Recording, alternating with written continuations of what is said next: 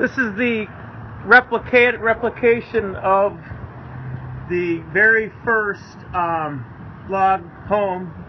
This job we completed for the town of Bethlehem, Pennsylvania, in the park.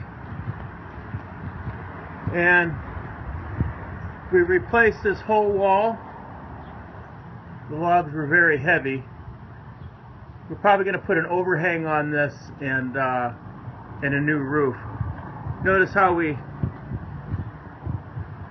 chinked around all the corners, tightened everything up, and these logs are made of oak. Very, very heavy. But we did this project, it came out good.